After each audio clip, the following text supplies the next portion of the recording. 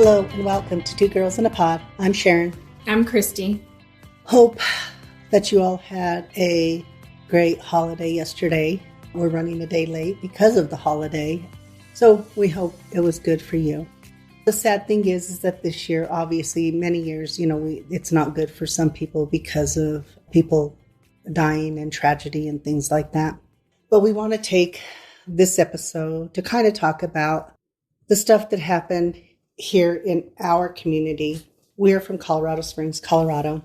And last Saturday night, there was a shooting at a place called Club Q. Club Q, for people who don't know, is a gay bar here in Colorado Springs. It was one of those things that happened very quickly, as they usually do. But it's been a rough week for me as a therapist, helping my LGBTQ plus clients through it, but not just my LGBTQ plus clients, the allies to the LGBTQ plus community that have been impacted by this. So throughout the week, we've been talking about this, and they're trying to process and understand, how do these things happen? Why do they happen? They're trying to make sense of it. As I tell my clients, you cannot make sense of this. Trying to add logic where there is not logical thinking, or what our perception of logical thinking is, makes it difficult for people. We want to have reasons. And the reasons we want to have reasons that are valid for us, that make sense of these senseless acts. But we can't. We can't make sense of senseless acts. So the process now is, how do we heal? How do we heal as a community? How do families heal through this time of tragedy?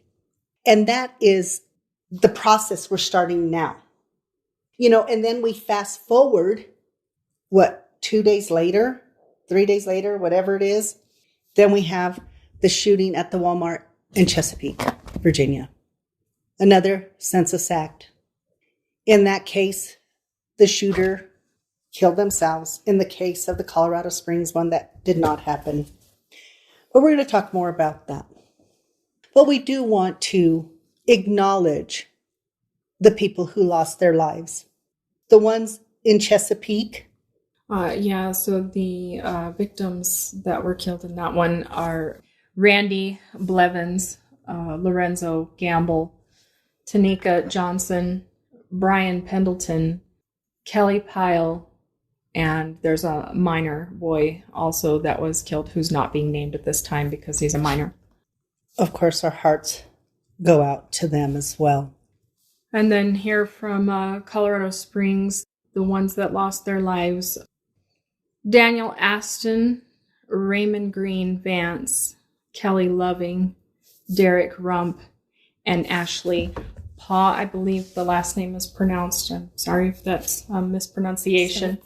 It's Paugh. So for all of those families, they mourn the loss of their loved ones.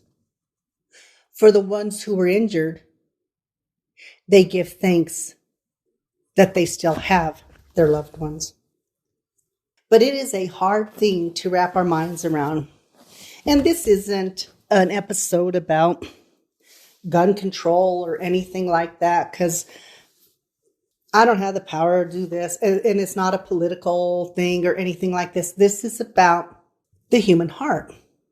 This is about all the feelings that are taking place in the homes with these families that have been impacted by this. It's about, how do we change our climate? For Christy and I love my clients who understand this, that because I'm out to my clients, they understand this is part of our community. So it will have an impact on us. This was a place that we have been to, where we have had really fun times at. Mm-hmm. What did you get, Christy, at your... Oh, my first lap dance. Yeah. We've had a lot of fun there, and it's really sad that this has happened, because I know that it's, it really marks a community and really takes time for people to heal and feel comfortable to be able to go to places like that again. And I always felt safe there. I'd never stressed about anything like that. And I mean, it's not a place that, that there's a lot of trouble or anything like that. So this was really disheartening. And I know there are many people that are trying to heal from this. So I'm glad that we could at least have this discussion and talk about the healing process of it. I mean, these things happen around our world. They are happening right now. And it's unfortunate. But if we could take a look at why, and I know we won't understand it all, but I think that it just shows, it's one more example of how we really need to take care of one another. Well, I agree. And I think that's part of the thing is that, and you're right, we don't have reason. And I say to myself, what reason would justify it? Right. And I don't think for the victims and families and the victims of them, in their mind, they can wrap their head around somebody that there's a reason and a clear cut, yes, this makes sense. There's nothing logical exactly about it. But there's now a fear within the community. This took place on Saturday because the next day they were having Trans Awareness Day and a Remembrance Day. And so I think that was that part of it. I don't know. And I get it. There are people out there who don't understand the LGBTQ plus community. They don't understand transgender. And I hear it sometimes. I've heard it from parents. I've heard it from family members when I'm working with clients while they're just confused. I get it all. But my thing is if somebody is trans, learn about it. Not from propaganda, not from all that other stuff out there. Truly learn about it. Not even from the stuff you were raised believing, because that's not always rooted in truth. It's often rooted in bias. Yes. And, I am so blessed. I am so fortunate. I am so grateful for the family system that I grew up in, because I knew about trans very early in my life because we had a trans person in our community when I was a kid. It wasn't like anybody sat there and said, oh, well, you don't do that. No, we treated her like her. That's who she was to all of us. And that's the thing. So I didn't have that bias. I didn't understand that even because people are people. In that particular case, she was very known and loved in that community. Absolutely. I mean, everybody accepted her. And I think it's because she emanated kindness and she was a happy person. Absolutely. And the community was saddened when she passed away. And that's the thing. If I'm not trans, it doesn't mean that somebody else isn't. If I'm not heterosexual or gay or whatever it is, we are a montage. We are this wonderful, wonderful mural of difference. But it is sometimes our inability to be respectful of somebody else's difference, I think, that leads to these tragedies. Mm-hmm. And my other thing is, if you're having this moment where you're so emotionally distraught, whatever it is, and you choose not to seek help, because help is there. And I want to give a shout out to our counselors here in Colorado Springs. The way in which they mobilized, I'm a part of this group, and everybody just adding their name, pro bono, we will do this. Tell us what we can do. How can we make ourselves available to help people through this? Because some of those people who are therapists here, that are mental health therapists here, are like me, a part of this community. So in helping our clients, we are still trying to muddle through this senseless act as well, to try to understand where do we go now if we want to hang out with our friends and have that safety. Because right now it's not here, not in this moment. But I think the hope is there that Club Q will be able to make a return. Yes. And make a return in a way that people feel safe again. But that's going to take a while because now we have to build trust again to see how we get to that place of this is something I can do again, that I can hang out with my family and my friends. The other piece I want to touch on this is to the two who stepped in on that night, who in the face of danger felt it a calling necessary, whatever word you want to use, to act, to do something to help end this before it became bigger than it was. Because with the amount and ammunition, had there not been an intervention or somebody to stop it, there would have been many, many, many, many more casualties. Many more. But they intervened. I know that one of the ones that has been more vocal that helped out was Richard Fierro. He's a 15-year veteran who, unfortunately, his daughter's boyfriend was killed. And you can hear his sorrow when he speaks because he wasn't able to save them. So there's sorrow there. But he saved so many more. And for that, I think the community of Colorado Springs, the LGBTQ plus community, are grateful for that. The other one, he's not a whole lot of conversation, much, much more quiet about it. I have not seen any interviews.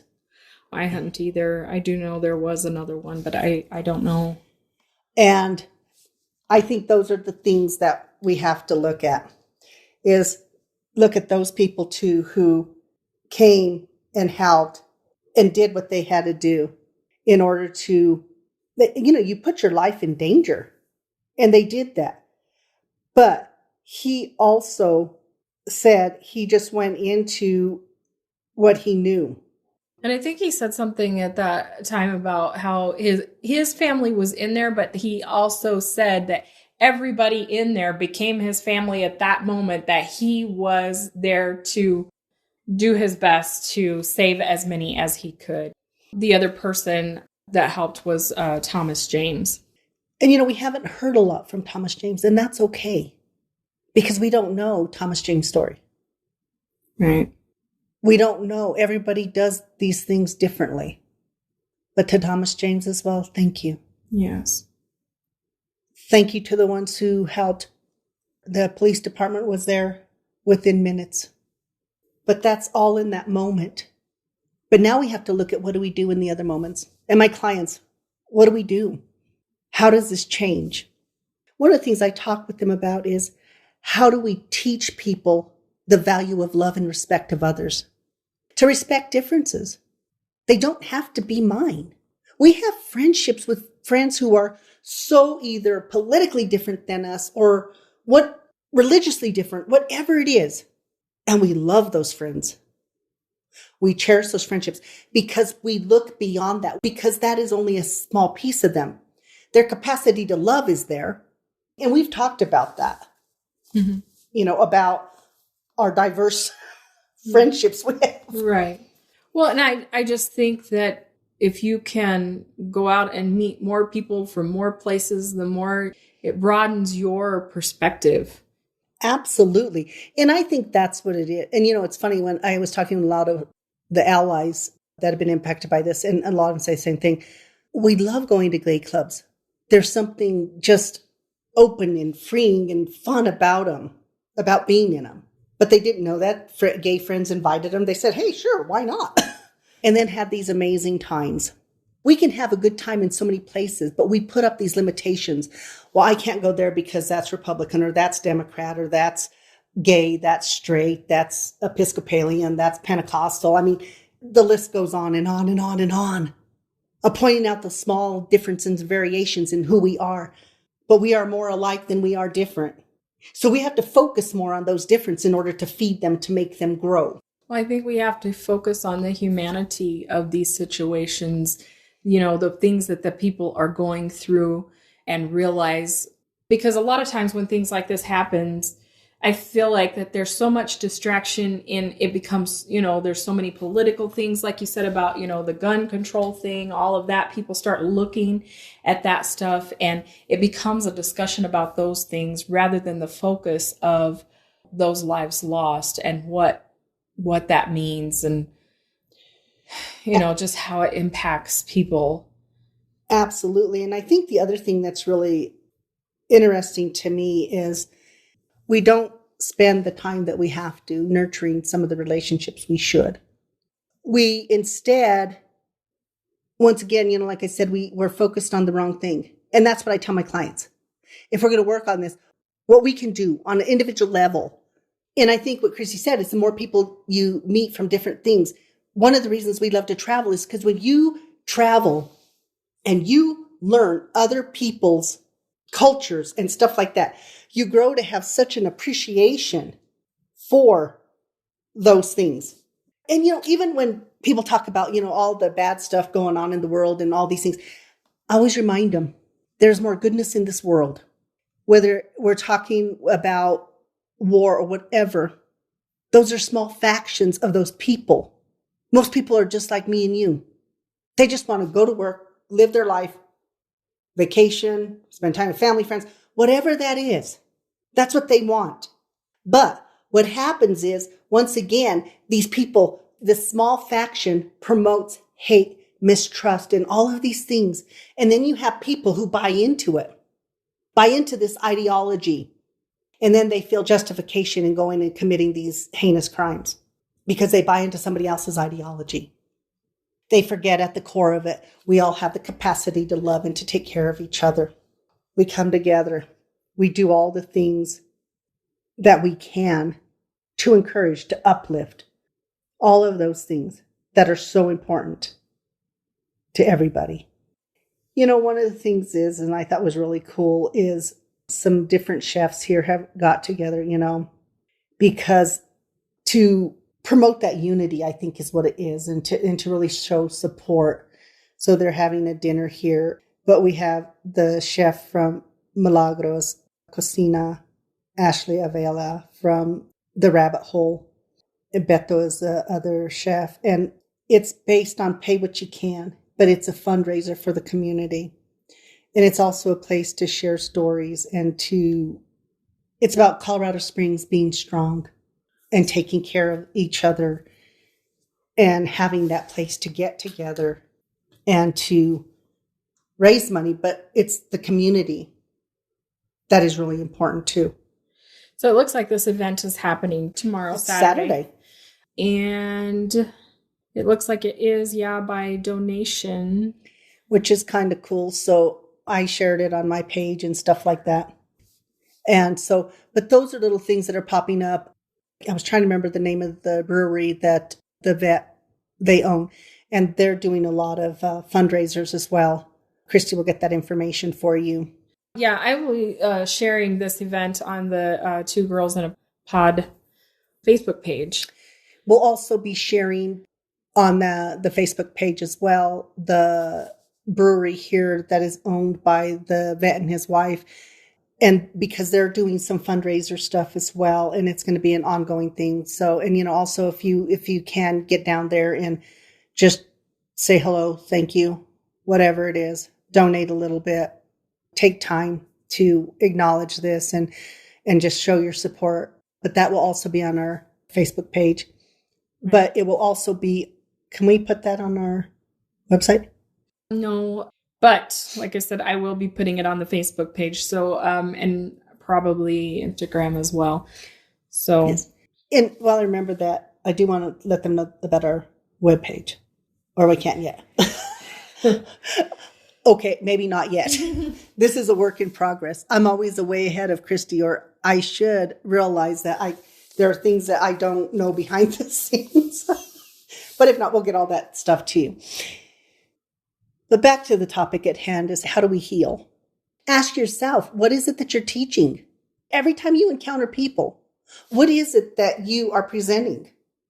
Are you presenting love, kindness, respect? Or is it hate? Is it anger? What are those things? Because I think anytime we get out in the community, we're going to talk about community first. Anytime we get out in the community, how we treat other people is really important and relevant. Once again, there's no excuse for these kind of heinous crimes. The Walmart guy, he felt disrespected or whatever. That is not enough. If you feel disrespected, have a conversation. Find a new job.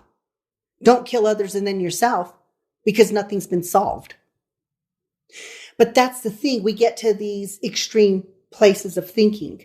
That's when this stuff, because once again, we always talk about what you feed will grow. And I think that's what we're seeing. So we're saying, feed what you want to grow, feed respect, feed love. And it's so interesting that that's a foreign concept for people, but it's so easy for the brain to go to such a negative place, I think.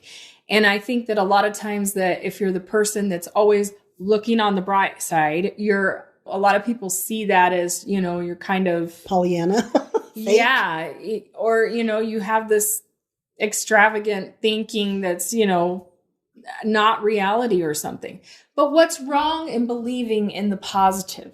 What does it hurt someone else for your brain to be in a positive place that you can look for good things to happen? That takes nothing away from anyone. Yet you'll have people that will say, well, yeah, you're just, you're in la la land if you think this or whatever. Well, that's their pain talking. I agree. So, and I think that's a really good way of looking at it too, because the perception of people looking at people who are positive and the person who's positive looking at the people who aren't, what does it hurt? Exactly. It might even help. Mm-hmm. And I think that's the thing. We get so caught up in all of these little messages we've been given and we don't take time to stop and filter them. Mm-hmm. It's there, so it must be true. It's this or it must. And that's the whole thing. It's taking that time to have an awareness mm-hmm. of your thoughts, of you, and of you in the world. And what is your impact in the world? And as our friend Kathy G always says, how do you want this chapter to end? Do you want it to end in a place of hurt and anger and anguish? Or do you want it to end in a place of hope and love and positivity? Those are both choices. Mm-hmm. And you can feed one or the other. Whichever one you give more energy and thought to, that can be your reality. Exactly. And that becomes these realities. But how do we promote that positive reality in other people? Like I told my clients, it starts in your home. If you have children, what are you teaching them? If you're teaching them that if that person is different, then we get to ridicule them because they're not part of whatever our belief system is, then you're teaching them to grow in hate. You're teaching them to look at differences. You're teaching them that your way is the right way and the only way. And that's such a false statement because we all have our own thoughts. We all have our own beliefs. And then it becomes, how do we have that exchange with somebody whose beliefs are different than ours and be respectful? Have a dialogue with them. Don't be afraid. Yeah. And I feel like when it comes to your children, don't leave it to society to shape their perspective and their image of what people are supposed to be or look like or any of those things. I mean, if you take that time, you were talking about like with parents or that. And I remember a conversation I had with my sister. She's really concerned about her daughter. She's early teen and, she looks at body image and hears all the messages that are in our society, in our schools and those things. So she's hearing a lot of stuff. And I know that she listens to the performer Lizzo. And I know that her mom told her, because Lizzo, I guess, she has this really body positive thing that she encourages with people. And I know that my sister had told her daughter, she says, be that, be like that. Understand that it's okay what you look like and that. And one of the things I told my sister is, you are the first thing she sees. Your relationship with her is so much more important than any performer that she will ever see.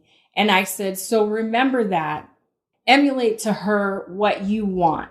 Be positive about yourself. Stop any negative self-talk. Yes. So that you can show that to her, model that for her. Be that role model. So, I mean, I think that's what you were saying is, starting in your home.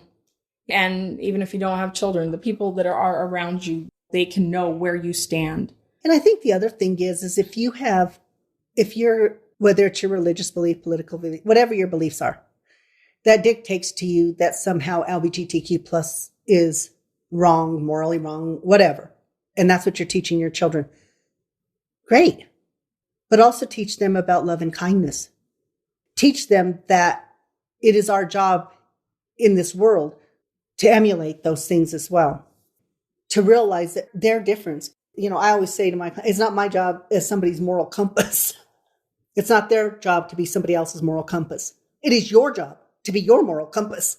It is your job to determine who you are going to be, how you are going to represent yourself, your ideas, how you're going to have those conversations, if that is your belief. And I have those beliefs with some of my clients and stuff. They're allowed those beliefs. I respect those beliefs because their past and everything has shaped them and brought them to this place. But I will tell some of my young kids who would come into my office and say a derogatory thing, I will say, I understand you're upset. You will choose different words to express yourself because I will not allow that kind of talk in my office. If I allow it, I'm promoting it.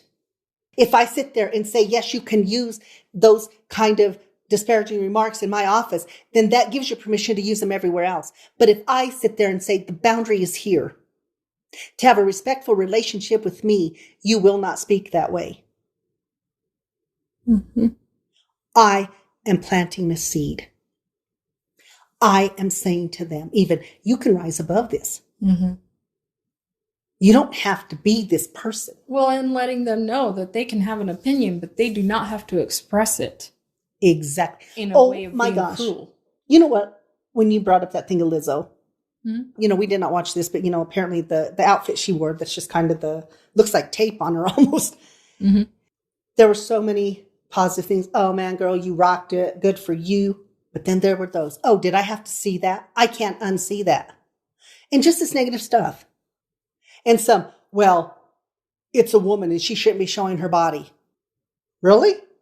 But they're the same people who will not mind if a man's with a nice body and a little G-string or Speedos. That's okay. We continue to have these standards. And I'm going to tell you something. Women, you are so freaking guilty of this. Because I was reading those. A lot of the women, the comments were from women. The negative, the body shaming. Yeah. We got to stand together. One of the things I love about the LGBTQ plus community is that they always promote love over hate. Love over hate. Where you go, love over hate. The memorial here, love over hate. That's what they promote. Inclusivity.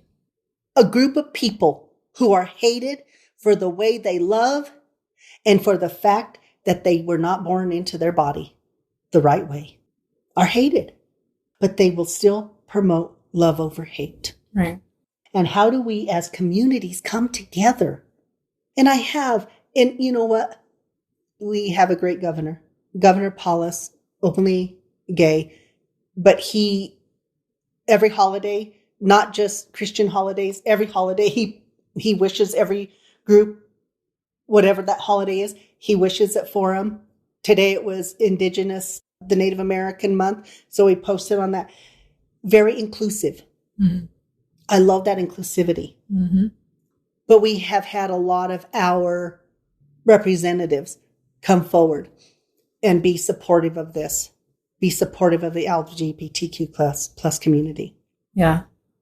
I tell people, be careful, especially when you're around children, be careful when you're talking to them and teaching them this, because oftentimes, even in classrooms or whatever, be careful because you don't know their orientation. You don't really know their gender, maybe. One of my clients helping to educate on pronouns. People don't get it. She understands that.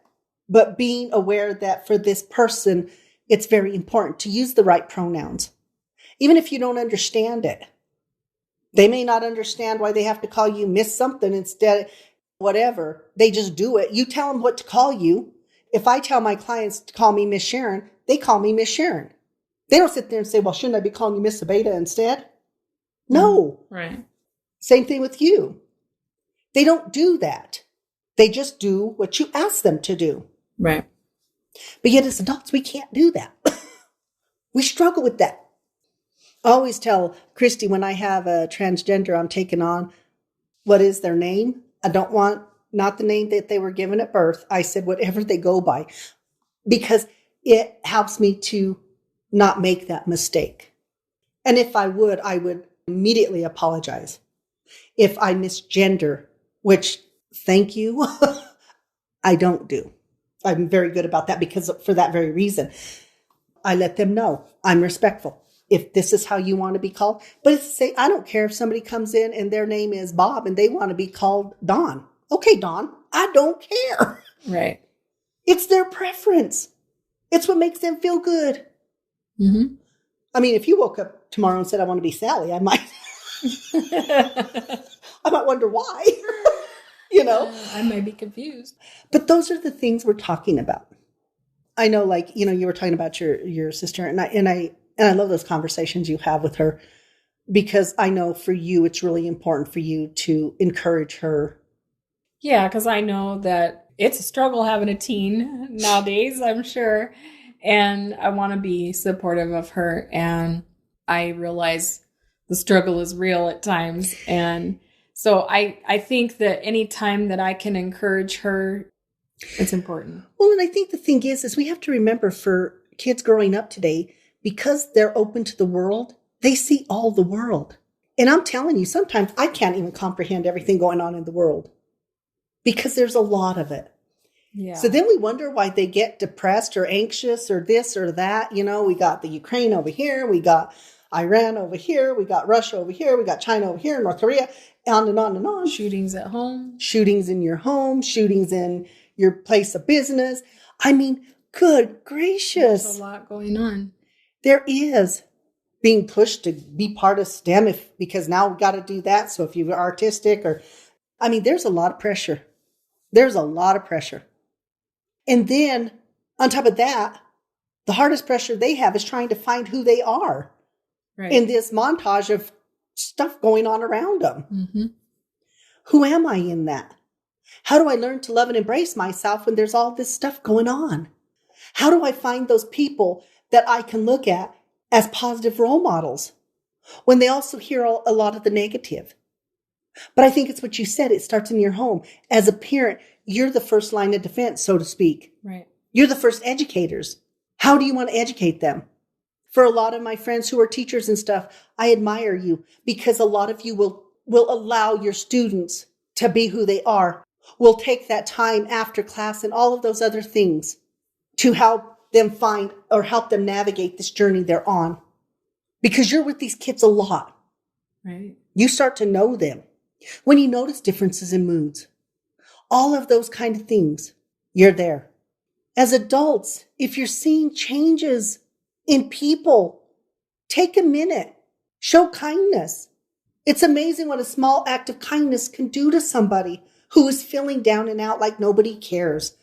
I'm all alone. Help them to realize they're not. Right. As people are struggling with this grief and loss, my clients have asked me, how do I help my friends through this? Like we help everybody through grief and loss. We remind them that we are there for them. We hold space. And I always tell people, remember everybody's grief and loss process is different, the length of time and everything. A week goes by, nobody's healed that quickly that I know of. It's an adjustment, but holding space for them, letting them know, I will hold space as long as you need me to. I will be here. If you need me, you know how to get a hold of me. You have availability. You listen. And I told them, let them tell their story 100 times if it's 100 times. If they have to cry, you let them cry. If they have to, anything they have to do, let them do it. Realize that it is, that for each of us, grief and loss is a process. The thing about it, though, is the fact that it hurts. And that's the important thing to realize. But this was something I saw that was really interesting. Grief is odd. Like yesterday, I looked at your picture and I smiled. Today I cried. Because that's how it does. It ebbs and it flows. It's a work in progress. With this kind of tragedy, there's trying to have the understanding. There's all these things, the anger, all of those things. People second guessing. I should have done this. Maybe I had done this. A guy who thought he saw the shooter. I knew he looked suspicious. Why didn't I do something? I may have, coulda, woulda, shoulda. We don't get that opportunity, but it is part of that grief and loss process. I wish I had said this. I wish I had done that. All part of grief and loss. So I tell my clients, as with Christy and I, because this touched us, because it is our community. Club Q was our space. That we be there for people. We continue to promote love over hate, which is an all-important thing, and respect. And for a lot of you listening, you may be saying, I already do that. And for you, I say, increase it. Have more of an awareness. Take those time. If it's your neighbor walking, hello. We live in one of the friendliest neighborhoods, I swear. Yeah. People walking their dog, hi. People, when we moved in here, it was amazing how our neighbor, we weren't even done unpacking and our neighbors were here introducing themselves. Welcome to the neighborhood. I wasn't used to that. We can spray your weeds for you. Okay. I had already sprayed my weeds, just so you know. And then 2 of the other neighbors had extra weed killers, so they came and sprayed my weeds too. My poor grass just went brown. But I was very grateful that they thought of us. Or they were thinking, your yard doesn't look good and it's making mine look bad. I don't know. I like to think of it as they were just trying to help us out. They might have been thinking about themselves a little bit, but, you know. But the thing is it really made me feel like I belonged in this community. It created something for us immediately. Yeah. You know, when you move and you think, oh man, I got to meet everybody, or normally I don't meet anybody. So that was kind of good for us because I'm not one to, before. I'm better now. Now, if I'm in stores or I work to be friendly, I really do. But sometimes for me, it can be, at the cashier, they say, hi, how are you? And I'm said, fine, how are you? In which case they then tell me their whole entire life. And Christy's just standing there like, really? It's like they sense you're a therapist. I swear. But I still will pause and listen. I just sit there and listen because that's what I can do. Yeah. You just have to give people sometimes patience. And you know what's cool is it costs you nothing. Right. But when I walk away, I've gained something. I've learned somebody else's history. And we talk about that a lot because we talk about, having empathy for others, understanding everybody has a story. And if you can have empathy for people and understand that people have a story, you can realize that we can, for every person that we meet, I guess is more what I'm trying to say, is that we will leave a little of ourselves with them and we take a little of them with us. And then we spread that knowledge. And I always tell my clients, I love them because they are a wealth of information. We'll be talking one day and then I'll be darned if 3 weeks later, my clients are like, oh my gosh, I need this, something. Oh, wait a minute. I know that because we're exchanging information and it's a wonderful thing. Exchange knowledge. Some of my clients will tell me, I don't understand transgender. Can you explain that to me? And we'll have a conversation. Or my clients, I think my child might be lesbian or gay. I want to be open to them. How do I do that? So I love when they come to me and they're looking to enhance that relationship. And that's what it's about. It's about enhancing the relationships. Mm-hmm. And so I guess today there is much to be grateful for, that we have people out there who are helping take care of those involved in tragedies, helping take care of those who are having a hard time, that there are people giving their time, listening, and sometimes that's such a valuable thing. And I know there's a lot of sadness as well, but I think the sadness is easier to deal with when we have people around us who are loving us and nurturing us and holding space for us and really taking that time, investing that time in those relationships. Yeah, and especially understanding in a time like this that in any way that you can be supportive in your community to show to show that you care and that what these people are going through, the loss that they're going through, it means something. Mm-hmm. And understand this, that's not to say there's not a lot of loss going on right now, because many people have lost people at this time. And so my message for that is the same. Be with these people. Let them know they're not alone. And for people who are struggling, go get help. Talk to somebody. Understand you are not alone. Take the time to find somebody to help you on this journey. There are so many people out there willing to do it, but we all have to take that first step, whether it's the one needing help or it's the one who takes the first step to help others. So show kindness. Remember love over hate. Do the best that you can to nurture and educate. Respect your differences.